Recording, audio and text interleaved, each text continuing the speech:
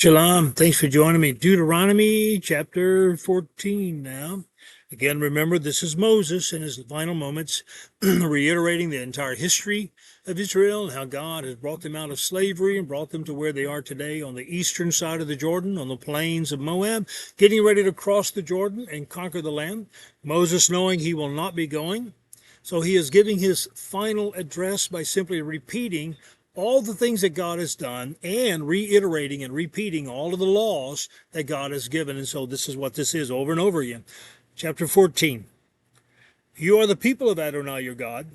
You are not to gash yourselves or shave the hair above your foreheads in mourning for the dead, because you are a people set apart as holy for Adonai your God. Adonai your God has chosen you to be his own unique treasure out of all the peoples on the face of the earth. What a unique place Israel has in all of world history, just because of this chosenness. Yes, God has chosen Israel, and he has never abandoned Israel.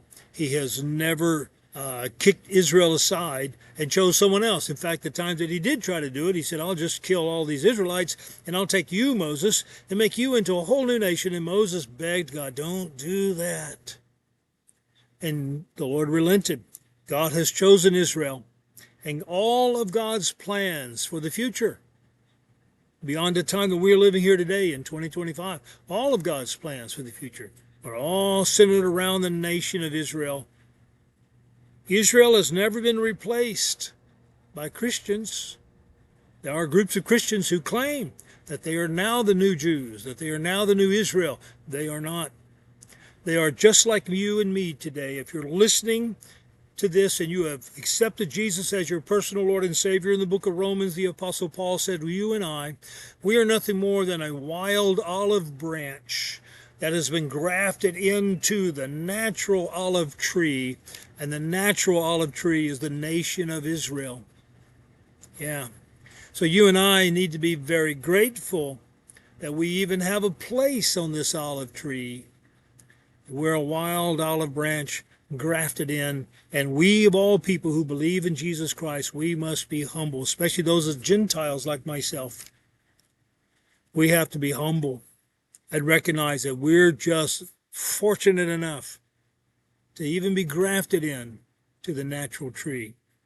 What a special place Israel has in all of God's plans and in God's heart. Verse 3, you're not to eat anything disgusting.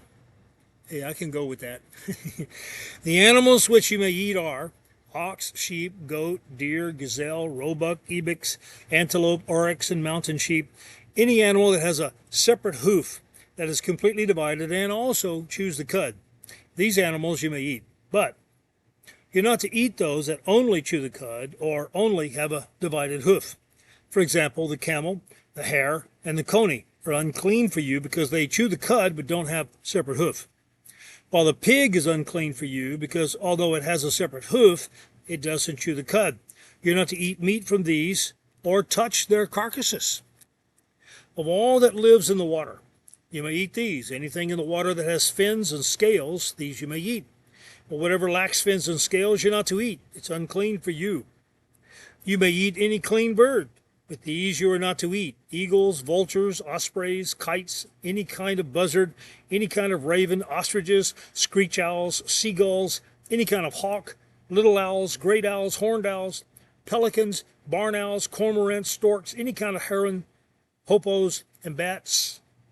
All winged, swarming creatures are unclean for you. They are not to be eaten. But all clean, flying creatures you may eat. You're not to eat any animal that dies naturally, although you may let a stranger staying with you eat it or sell it to a foreigner, because you are a holy people for Adonai your God. You are not to boil a young animal in its mother's milk. Every year you must take 1/10 of everything your seed produces in the field and eat it in the presence of Adonai your God. In the place where he chooses to have his name live, you will eat the 10th of your grain, new wine and olive oil, and the firstborn of your cattle and sheep, so that you will learn to fear Adonai your God always. But if the distance is too great for you, so that you are unable to transport it, because the place where Adonai chooses to put his name is too far away from you, then when Adonai your God prospers you, you are to convert it into money. Take the money with you, go to the place which Adonai your God will choose, and exchange the money for anything you want, cattle, sheep, wine, other intoxicating liquor, or anything you please. You are to eat there in the presence of Adonai your God and enjoy yourselves, you and your household. But don't neglect the Levi staying with you because he has no share or inheritance like yours. At the end of every 3 years, you are to take all the tenths of your produce from that year and store it in your towns. Then the Levi, because he has no share or inheritance like yours, along with the foreigner, the orphan, and the widow living in your towns, will come, eat, and be satisfied, so that Adonai your God will bless you in everything your hands produce. These are the dietary laws, often called kosher and versus unkosher or not kosher.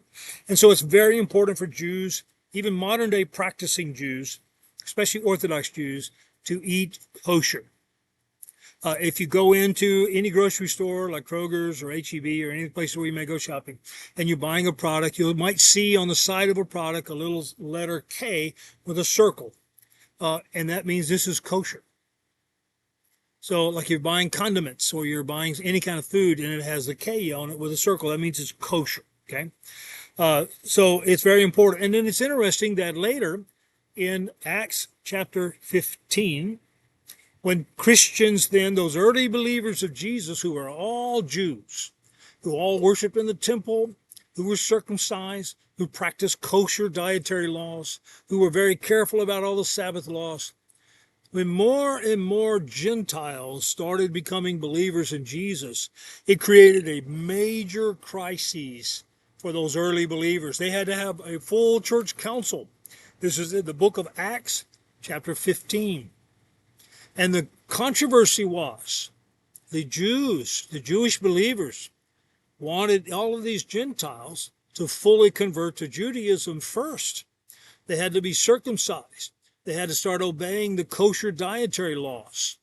And they wanted to impose all those things upon new believers who were Greeks and Romans and other nations who were simply not Jews. And the conclusion that early church came to was faith in Jesus alone is what makes you a member of the family of God. And because you are not Jewish, you do not have to keep the Jewish kosher laws, nor do you have to be circumcised in order to be saved. But they did say one thing: don't eat the blood. The life is in the blood. That's just a step too far. But they didn't connect that to being saved or being lost. They just said, here's a way in which to smooth things over in relationships. You know, you don't have to keep all the kosher rules. You don't have to be circumcised. But for one thing, just don't eat the blood. Okay? I know that had to do with, let's just be nice. It didn't have to do with salvation. It just had to do with, let's just be nice with each other. Let's just try to be kind to each other, because this eating of the blood is just entirely too offensive. It's so offensive. Just don't do it. Okay? Also, it said, don't worship idols. Yeah, it said that. And it also said, keep yourself away from sexual immorality. And that's a major thing to think about. So we Gentiles, like myself, I don't have to eat kosher. And that's a good thing, because I do like my pork chops. And I do like my catfish, things like that. So I appreciate that church council in Acts chapter 15. Thanks for joining me. Adios.